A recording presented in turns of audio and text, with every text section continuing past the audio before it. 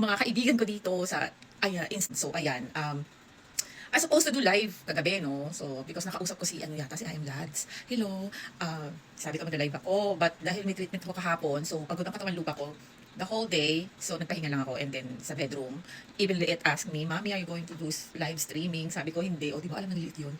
Sabi ko, hindi, I'm tired, my body is weak, so I'll just stay in the bed. So, sa bed, while I'm preparing to go to sleep, ang dami kong naisip. So, una, kasi I'm planning to reactivate my account in TikTok, just to give another, one and last final, one long full blast na explanation, one full blast talaga na explanation sa side ko what has been going on, ano ba talaga nangyari. Gusto ko sana rin sabihin, ano ba talaga simula, dahil hindi naman talaga ako nag-explain, ano ba simula, ba't ka nagkaroon ng rift dito sa grupong to.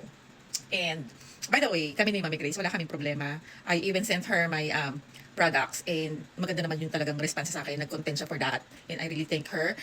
Yun lang, but I've decided to be quiet as a supporter of her because may mga taong hindi yata gusto pag ako'y natutuwa or kinikilig pag ako'y nababati ni Mami Grace. So, ginagawa nila yung pang-insulto sa akin. So, I've decided na I will just be quiet, like supporting people that I love.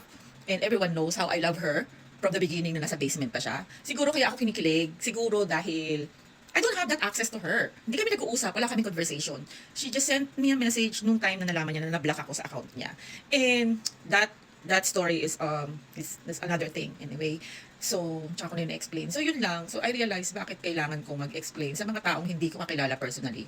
If they think about ako yung bad person sa kwentong umiikot dyan sa TikTok, I guess I'll just be okay sa mga kung anong gusto nilang isipin sa akin. For as long as ang pamilya ko, asawa ko, mga anak ko, mga kapatid ko, lahat ng pamilya namin, lahat ng malalapit na mga kaibigan ko, lahat ng mga taong may konting naniniwala sa akin sa TikTok, I think that's enough for me to just stay quiet, just leave that community, just exist where kung saan ka dapat mag-exist, kung saan ka tatanggapin ng mga tao, kung saan maiintindihan kung ano yung gusto mong ipakita na talent mo, yung pinag-isipan ba, ganon. Kesa ipaglaban mo, ipilit mo sa mga tao na, wait, hindi ako yan, ito ako.